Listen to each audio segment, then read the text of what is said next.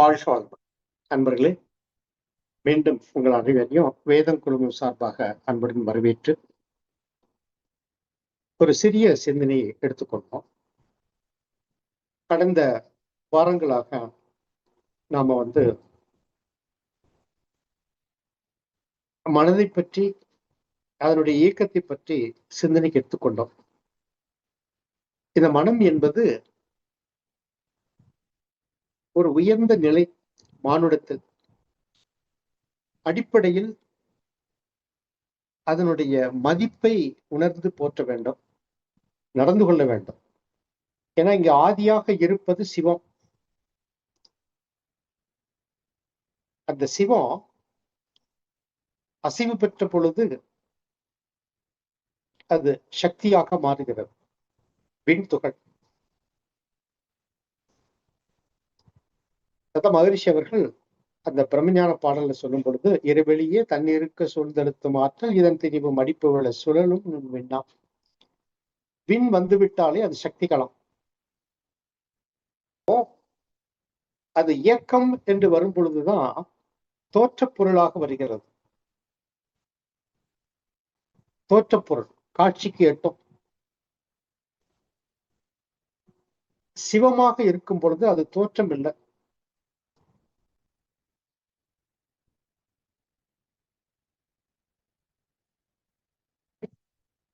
காலம், தூரம், பருமன் எல்லாவற்றிற்கும் அப்பாற்பட்டது.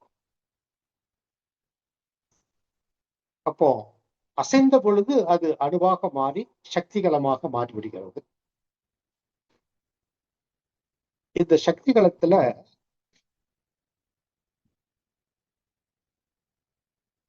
கேலக்சிஸ், நட்சத்திர கூட்டங்கள் சொல்றோம். எண்ணிலடங்கா நட்சத்திர கொத்துக்கள். அது கணக்கிட முடியல, அவ்வளவு நட்சத்திர கொத்துக்கள் இருக்குது.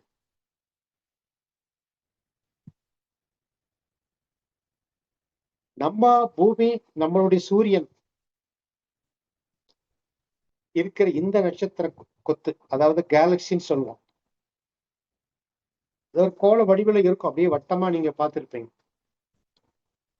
அதுல ஒரு இடத்துல சூரியன், அதை சுற்றி கோள்கள், பூமி, நாம். இப்ப இந்த கேலக்சிக்கு மட்டும் சுமார் இன்னும் அந்த எத்தனை நட்சத்திரம் இருக்குன்னு கணக்கிட முடியல. சுமார் நம்மளுடைய பூமிக்கு மேல கீழே எல்லாம் சேர்த்து பார்த்தோம் சொன்னா சுமார் 12,000 கோடி, 12 லட்சம் கோடி, சாரி 12,000 கோடி, 12,000 கோடி நட்சத்திரங்கள் இருப்பதாக ஒரு உத்தேச கணக்கு சொல்றாங்க.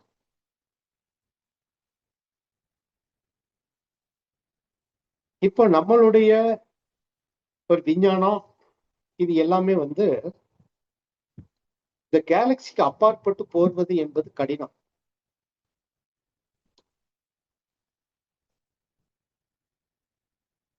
இப்ப நமக்கு பக்கத்துல நம்ம நட்சத்திரம் 9 கோடி மைலுக்கு அப்பா இருக்கு நம்ம கிட்ட இருந்து. அதுக்கு அப்பால் உள்ள நட்சத்திரம் அல்பா குரூப்புங்கிறாங்க. அதுல ஒரு 3 நட்சத்திரத்தை சொல்றாங்க. 3 நட்சத்திரம் சூரியன். அப்போ அந்த நட்சத்திரத்துக்கு சென்று வருவதற்கு அது ஒரு ராக்கெட் அனுப்பணும்னு சொன்னா அது போய் சேர்வதற்குள்ள இந்த பூமியில இப்ப வாழ்கின்ற மனிதர்கள் யாருமே இருக்க மாட்டாங்க அப்படிங்கிற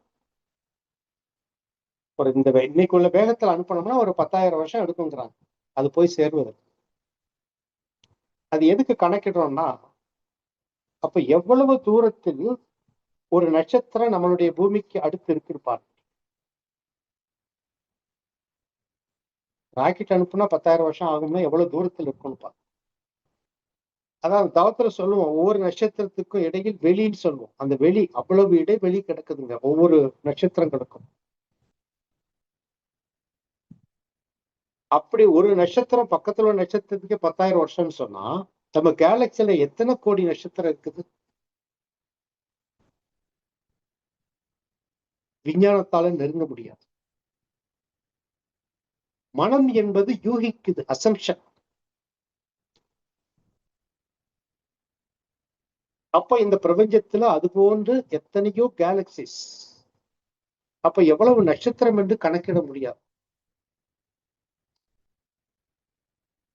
இந்த கேலக்சியில அல்லது இந்த யூனிவர்ஸ், இந்த பிரபஞ்சத்தில் நம்மளுடைய சூரியன், அதை சுற்றி கோள்கள், அதுல நம்மளுடைய பூமி. இப்போ இந்த விஞ்ஞான ஆராய்ச்சியில நம்மளுடைய பூமி போல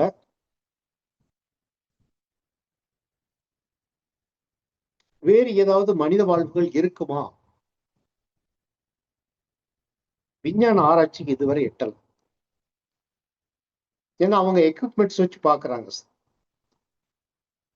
அப்போ நம்மளுடைய கேலக்சியில் உள்ள ஒரு நட்சத்திரத்தையே எட்டாத பொழுது ஏதோ ஒரு கேலக்சியில எங்கேயோ மனிதன் வாழ்ந்து கொண்டு இருக்கிறான் அப்படின்னு சொன்னா அது கடினம், முடியாது, விஞ்ஞானத்தால முடியாது.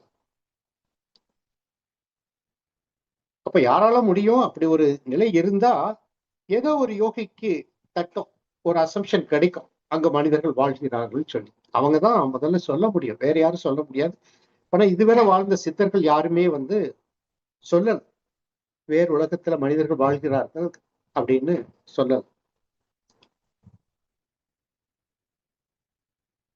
இப்ப இந்த பூமியில பலவித எத்தனையோ கோடி கோடி வருஷம் தாண்டி இந்த பூமி உயிரினங்களுக்கு வாழ்வதற்கு ஏற்ற ஒரு இடமாக அமைந்து கொள்கிறது, ஒரு கோளாக அமைந்து கொள்கிறது. இங்கதான் பஞ்சபூதங்கள் இருக்குது. மற்ற கோள்கள்ல இன்னைக்கு விஞ்ஞான ஆராய்ச்சியில பாக்குறாங்க, இந்த 5 ஒருங்கிணைந்த கோள்கள் எங்கேயுமே இல்லை, நம்ம பூமி மட்டும்தான்.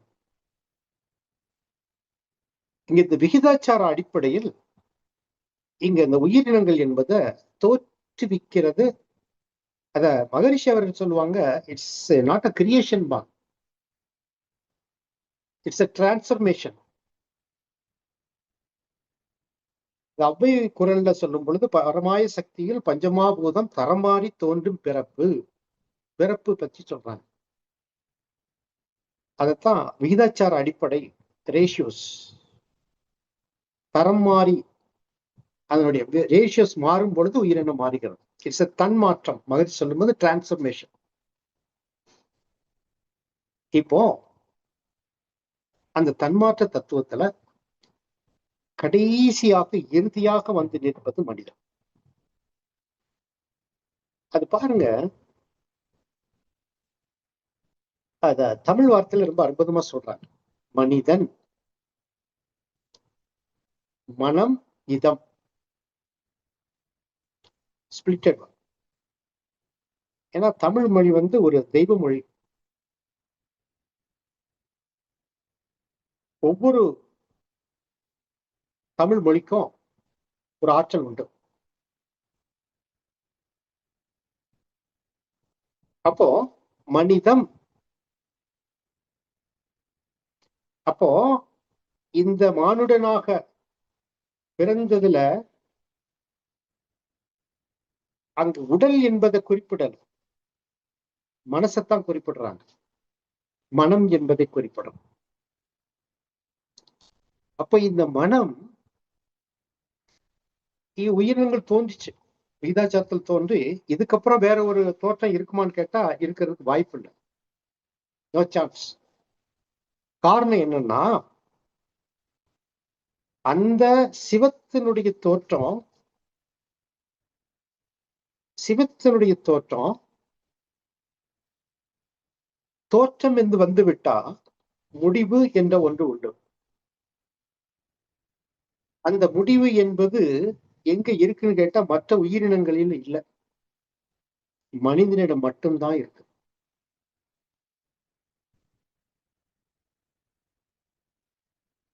மனிதனிடம் மட்டும்தான் இருக்குது. அப்ப இந்த மானுடம் என்பது அதனுடைய பர்பஸ், அதனுடைய நோக்கம் என்பது ஒன்றே ஒன்றுதான், செல்ஃப் ரியலைசேஷன், தன்னை உணர்வு.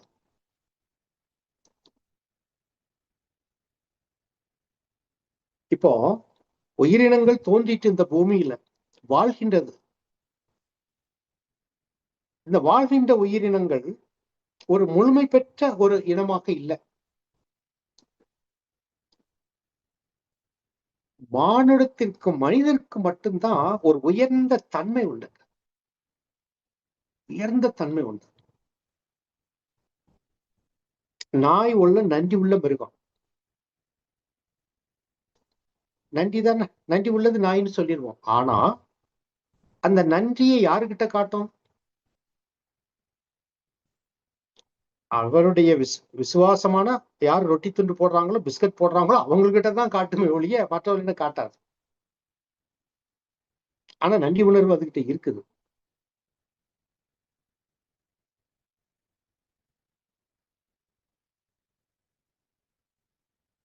மிருகங்கள்கிட்ட அன்பு இருக்குது. எல்லோரிடமும் காட்ட முடியாது, எல்லாரிடம் முழு தன்மையும் வெளிப்படுத்த முடியாது. அப்ப இந்த மானிடத்திற்கு மட்டும்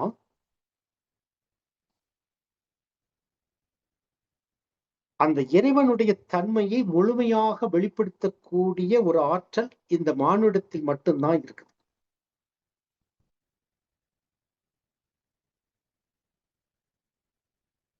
அது அருட்தந்தை அவங்க சொல்லும் பொழுது, அறிந்தது சிவமானால் மலர்வது அன்பும் பாங்க.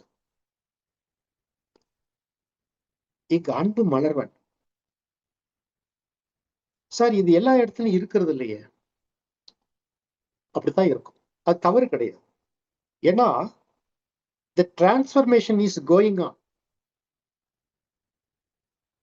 The transformation is going on in human. மானுடத்தில் தன்மாற்றம் என்பது நிகழ்ந்து கொண்டே இருக்கிறது.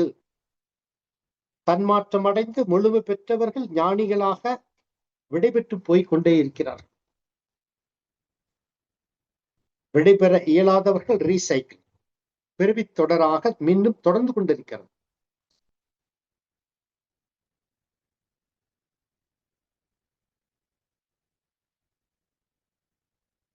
அப்ப இந்த மானுடம் whether it is struggle or free easy life அப்படின்னு பார்த்தோம் சொன்னா,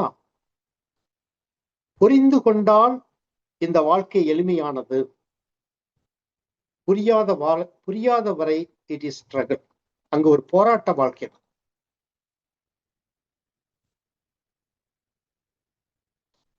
அப்போ எதுவரை போராட்டம்? பழுத்த நிலை வரும் வரையில் நீ நான் என்றோ பதமடைந்தும் ஒன்றானும் பரமானந்தம். பழுத்த நிலை எப்ப வரும்? Advait, everything is one. இப்பதான் கொஞ்ச நேரத்துக்கு முன்னால சுவாமி விவேகானந்தருடைய ஒரு இதை கேட்டோம். அவர் சொல்றாரு, நீங்க ஞானம் அடைஞ்சு போயிடுறதுனால நோ யூஸ்.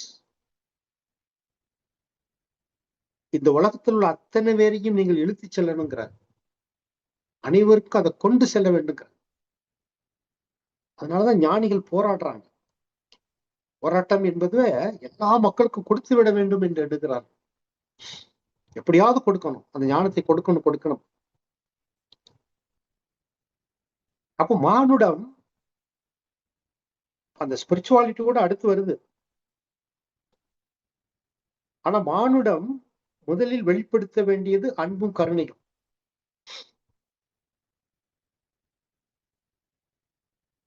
அதே சுவாமி விவேகானந்தர் சொல்றார், உண்ண உணவு கொடுங்க. ஃபர்ஸ்ட் அதைத்தான் சொல்றார். ஒரு ஏழையை நீங்கள் கடவுளாக பாருங்கள்ங்கிறார். இன்னைக்கு மானிடத்துல there is no equality. ஒரு ஏழையை பார்த்தா உதவ வேண்டும் என்பவர்கள் குறைவு. அவர் சொல்றார், உதவ வேண்டும், உணவு அளியுங்கள்ங்கிறார். அடுத்து அறிவை கொடுங்கள்ங்கிறார். மூன்றாவதுதான் ஞானத்தை கொடுங்கள் அப்படிங்கிற. இது மானுட வாழ்க்கையில் இன்றியமையாத ஒன்று. அன்னதானம் இருக்கணும், தானம் இருக்கணும். நீங்க தானம் இல்லாமல் ஆன்மீகத்தில் நீங்கள் முன்னேற முடியாது. கல்வி அறிவு கூட நம்ம அடுத்தபடியா வச்சுக்கணும். அதை நம்ம ஞான போதனைன்னு வச்சிருக்கோம். இந்த மூன்றாவதாக வரக்கூடியது ஞானம். அதனாலதான் அருள் தந்தை அவர்கள் நீங்க எல்லாம் அருள்நிதி ஆகணும்னு சொன்னது அதுக்குதான் காரணம். நீங்க அருள் நிதி, அருளை நிதியாக கொடுக்க வேண்டும். நீங்க உண்மையிலேயே நம்ம ஒரு சீடராக இருந்தோம்னா அட்லீஸ்ட் ஒரு 10 பேருக்காவது நம்ம தீட்சை கொடுக்கணும்.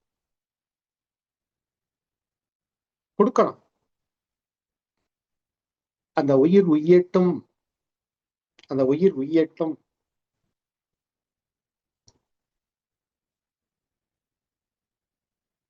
இதுதான் மானுட வாழ்க்கை. இது என்னோட ஆராய்ச்சி செய்து பார்த்தோம்னு சொன்னா, இட்ஸ் எ கரெக்ஷன். எதை கரெக்ட் பண்ணது? கரப்டட கரெக்ட் பண்ணு. இங்க கருமையம் என்பது இந்த ஐந்தறிவு மிருகங்கள் விலங்கினமாக வந்ததுல இருந்து அது கரப்டாய் தான் வருது. ஏன்னா பிற உயிரை கொன்னிடுது, பிற பொருளை பறிக்கிறது. அப்ப இங்க கரப்டட்ல தான் அங்க ஹியூமன் கிட்ட வருது. அப்போ கரப்டட கரெக்ஷன் பண்ணக்கூடிய திறன் எங்க இருக்குன்னு கேட்டீங்கன்னா மானுடத்தில். இங்கதான் மனம் என்பது எல்லையா அதெல்லாம் தாண்டி மனம் இதமாக மாறுகிறது. அப்ப இங்கு பிற பொருளை பறிக்கணும்னு இல்லை, பிற உயிரை கொல்ல வேண்டும் என்ற நிலை இல்லை.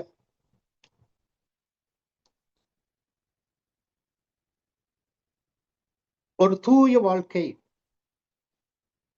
அந்த தூய வாழ்க்கையை பெறும் பொழுதுதான் the journey is towards the consciousness. அது ஒரு முழுமையை நோக்கிய ஒரு பயணத்தில் திரும்புகிறது. அதுவரை நம்மளுடைய ஞானரிஷி சொன்னது போல 5 அறிவுல இருந்து 6 அறிவு முழுமை கிடையாது மனிதனுக்கு. 5.1, 5.3, 5.2.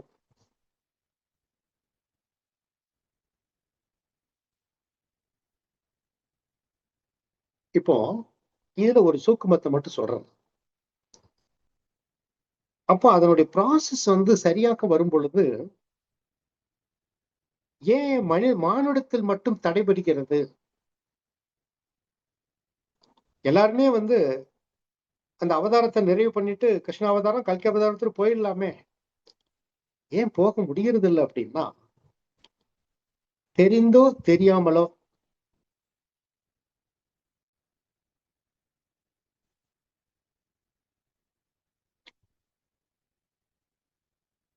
human has got full freedom. இந்த மானிடத்திற்கு மட்டும்தான் ஒரு முழுமையான சுதந்திரம் அளிக்கப்பட்டு இருக்கிறது. அது எதுல இருக்குன்னு கேட்டீங்கன்னா அந்த மைண்ட்ல, மனசுக்குள்ள.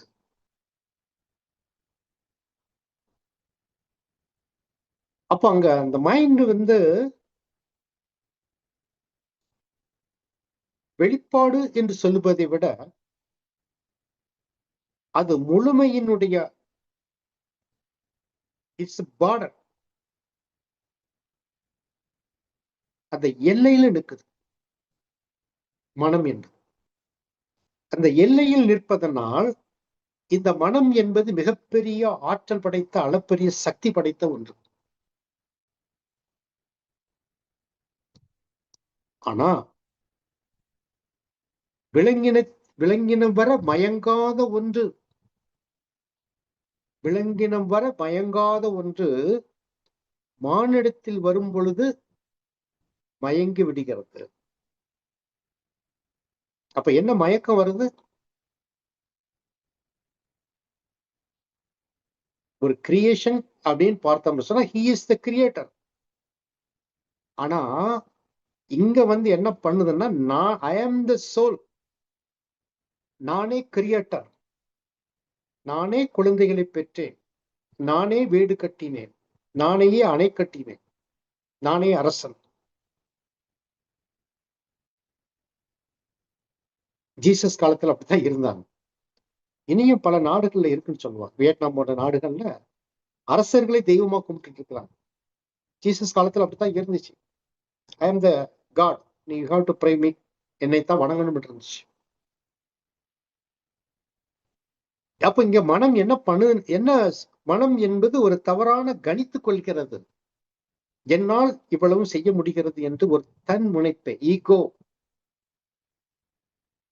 எக்ஸிட் காட் அவுட், தன்முனைப்பில் செயல்பட ஆரம்பிக்கிறது. அந்த தன்முனைப்பின் வெளிப்பாடுகள் தான் இன்னைக்கு இந்த பிரபஞ்சத்தில் இருக்கக்கூடிய அனைத்து துன்பங்களுக்கும் காரணம். அனைத்து துன்பங்களுக்கும் காரணம். Because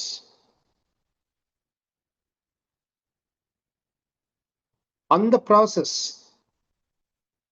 the transformations, there is no struggle up to the mind of man.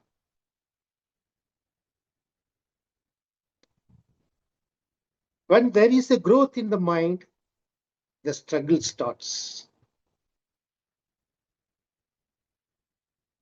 மனம் முழுமையாகும் பொழுது, முழுமையை நோக்கிய பயணத்தில் அதை நெருக்கும் பொழுதுதான் மனிதன் தடுமாற்றமாகிறான். அங்குதான் ஈகோ, தன்முனைப்பு என்பது எழுந்து விடுகிறது. இந்த ஒரு இடம்தான். அதான் ஞானிகள் தன்முனைப்பு அற்று போய்விடுங்கன்னு சொல்றாங்க. பட் அது எளிதான காரியம் அல்ல. எளிதான காரியம் அல்ல. We have to get practice. பயிற்சி எடுக்கணும். ஏன் சார் முடிவதில்லை அப்படின்னா, மகரிஷி கிட்ட போய் தீட்சா எடுத்தாங்க அத்தனை பேரும் கல்கி அவதாரம் எடுத்துடணுமே? இல்ல. இந்த 5 விலங்கின பதிவுகள் என்னென்ன இருந்ததோ அத்தனையும் கழிக்க வேண்டிய பொறுப்பு மானிடத்திற்கு மட்டும் உண்டு. பேராசை இருக்கு, சினம் இருக்கு, மாமிச முன்னல் இருக்குது, பிற உயிரை கொன்று அதனுடைய உடலை தின்பது இருக்குது, பொருளை கவர்வது இருக்குது, லஞ்ச லாவண்யம்.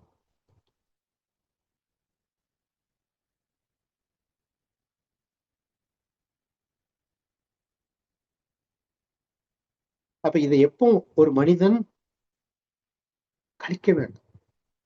அதைத்தான் சொன்ன, ஸ்ட்ரகிள், போராட்டம். ஆனா இந்த முழுமையை புரிந்து கொள்வதானால், அதை ஏற்றுக்கொள்வதானால் எப்பொழுது அந்த புரிதல் கிடைக்கும் அல்லது அந்த ஞானம் கிடைக்கும் என்று சொன்னா, எல்லாருமே சொல்றாங்க, நம்மளுடைய ஞான ரிஷி கூட சொல்லுவாங்க, ஒரு ஃபிராக்ஷன் ஆஃப் எ செகண்ட், இவ்வளவு.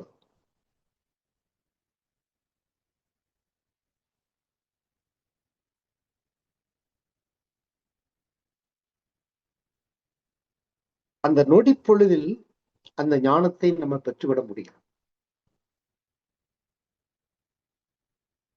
மனம் அதை ஏற்றுக்கொள்வதுதான் இங்கு சிக்கல். நீங்கள் இந்த உலகத்தில் யாரை அதிகமாக நேசிக்கிறீர்கள் என்று கேட்டால், ஒரு திருமணமான புதிதில் கணவனை, மனைவியே என்று சொல்வார்கள்.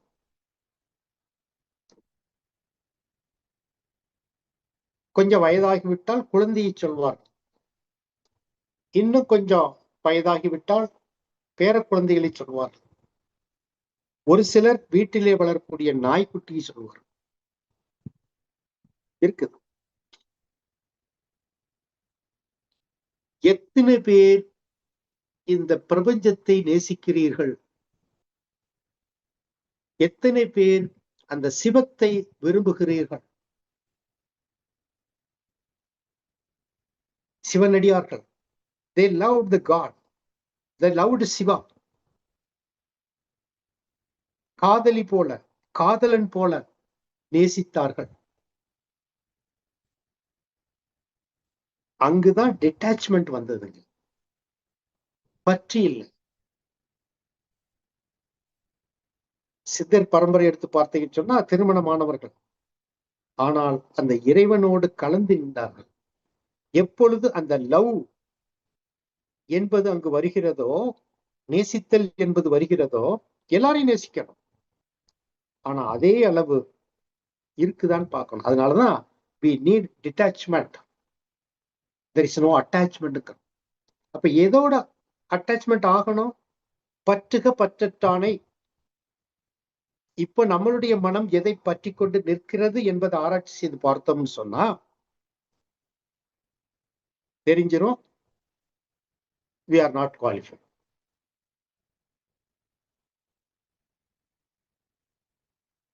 ஆனா இந்த மனம் ஒரு சிறு குறிப்பை மட்டும் சொல்லி நான் நிறைவு பண்றேன். இன்னைக்கு இருக்கக்கூடிய இந்த பிரபஞ்சத்தில் இருக்கக்கூடிய மானுடத்தில் மனதினுடைய ஆற்றலை அறியாத பொழுது இந்த மனம்தான் இட்ஸ் கிரியேட்டிங். இந்த இந்த பூமியில், இந்த பிரபஞ்சத்தில், இந்த அலை இயக்கத்தில் என்ன வேண்டும் என்பதை பூமியில் வாழ்கின்ற ஒவ்வொரு மனிதனும் தன்னுடைய மனதால் தீர்மானித்துக் கொண்டிருக்கின்றான். பெற வேண்டியதை பெறுகின்றான், அடைய வேண்டியதை அடைகின்றான். ஆனால் அறியாமையினால் பிறருக்கு துன்பம் கொடுப்பதையும் துன்பத்தை நிகழ்வதையும் நிகழ்த்தி கொண்டிருக்கிறது இந்த மானுட மனம்.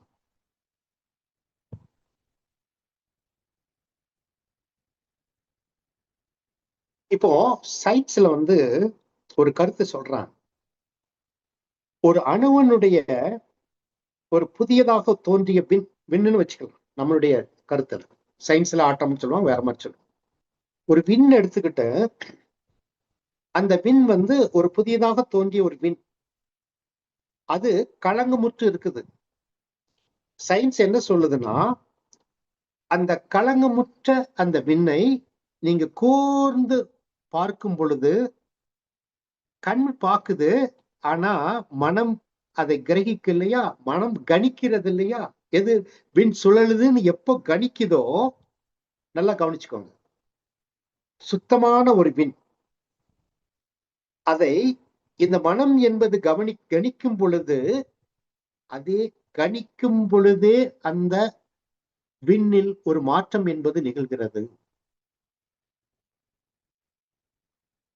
விஞ்ஞானம் நீ கண்டுபிடிச்சிருக்கு.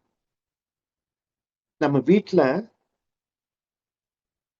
நம்ம சுற்றி நம்ம உடம்புக்குள்ள எல்லாம் சுத்தி விண்துகள் தான் இருக்குது.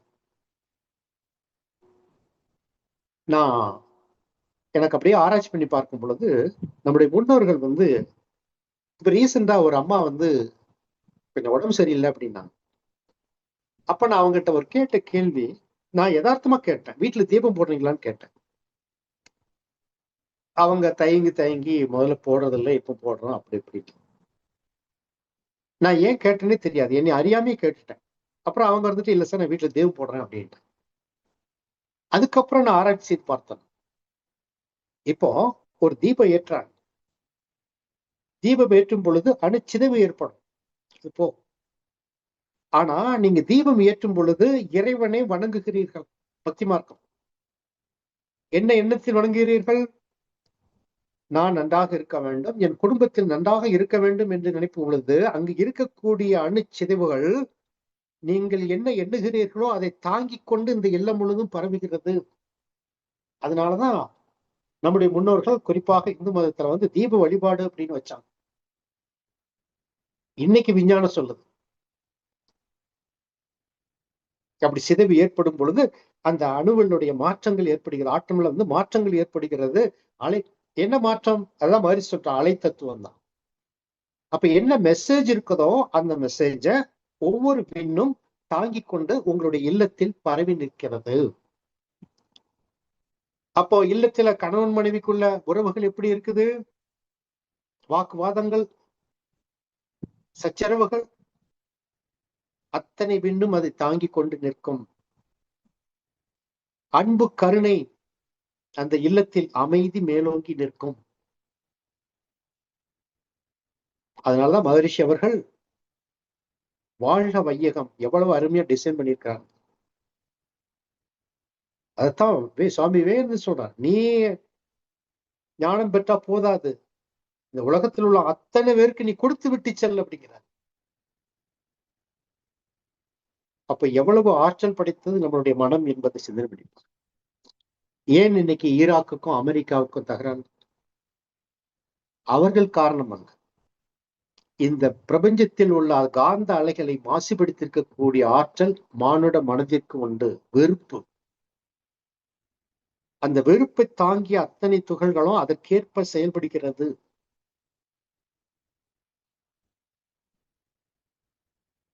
அன்பர்களே, வாழ்த்துங்கள். இல்லறத்தை தூய்மை செய்யுங்கள். இல்லறத்தில் அன்பும் கருணை என்ற ஒரு விளக்கு ஏற்றப்படட்டும். காலை தவத்தில் எழுந்து இந்த உலக மக்கள் அனைவரும் அமைதி பெறட்டும் என்று வாழ்த்துங்கள். இந்த தலைவர்கள் உலகிலுள்ள பொறுப்புடைய தலைவர்கள் எல்லாம் உயிரறிவை உள்ளுணர்வாய் பெறுதல் வேண்டும். அழுத்தமாக கொடுங்க. இங்கு இருந்து நாம் ஈராக் போரை நிறுத்த முடியும். எத்தனை தலைவர்கள் போராட்டத்துக்கு தயாரா இருக்காங்க. ஆனா நம்முடைய இந்திய நாட்டினுடைய தலைமையை பாருங்க, போருக்கு எப்போதுமே தயாராக இல்லை. தீவிரவாதத்துக்கு எதிராக இருக்கிறாங்க. இன்னைக்கு நம்ம நாட்டுல எந்த ஒரு ப்ராப்ளமும் இல்லை. எல்லா நாடும் ப்ராப்ளம். ஷட் டவுன் பண்ணி வச்சிருக்கிறாங்க. பெட்ரோல் விலை கிருகிருன்னு ஏறி நிற்குது. நேற்று கூட பேரலுக்கு $126 கொண்டு போயிட்டாங்க. ஆனா நம்ம இதுல அந்த அளவுக்கு இல்லை. எல்லாமே நல்லா இருக்கும். ஏன்? நாம் அன்பை விரும்புகிறோம். நம்மளுடைய மதம் அன்பை போதிக்கிறது. இங்கு ஞானிகள் வாழ்ந்திருக்கிறார்கள். ஞானிகளிடம் நாம் அன்பை பெற்றிருக்கிறோம். நாம் பாக்கியவான்கள். இதே நிலை எப்படி இந்தியா இன்றைக்கு ஏதோ பார்டர்ல தீவிரவாதம் அதை பார்த்துக்கிட்டு இருக்கிறோம். இந்திய மக்கள் எவ்வளவு அமைதியாக வாழ்கிறோமோ அதே அமைதியை இந்த உலக மக்கள் அனைவரும் பெற வேண்டும். அந்த நிலைவில் நாம ஒவ்வொரு நாளும் முதலில் நம்ம இல்லத்துல தொடங்குவோம், சுற்றி உள்ள இடங்களை தொடங்குவோம். இந்த உலக மக்களுக்கு அது விரிந்து செல்லட்டும். அந்த அளவுல நம்மளுடைய எண்ணம், சொல், செயலை ஒவ்வொரு நாளும் ஒழுங்குபடுத்தி ஒரு உயர் நிலைக்கு என்னுடைய மனதினுடைய ஆற்றலை, அதனுடைய வீரியத்தை, ஆதியாக இருக்கக்கூடிய அந்த ஆதியாக இருந்த சிவம் அந்தமாக என்னுடைய மனம் என்ற ஒரு பூரணத்தை உணர்ந்து அதனுடைய முழுமையை உணர்ந்து அதை போற்றி மனதையே போற்றி வாழ்த்தி நாம உயர்ந்து கொள்வோம். நீங்களும் உங்கள் அன்பு குடும்ப உறுப்பினர்கள் அனைவரும் வாழ்க வளமுடன், வாழ்க வளமுடன் வாழ்த்தி நிறைவு செய்கிறேன். வாழ்க வளமுடன்.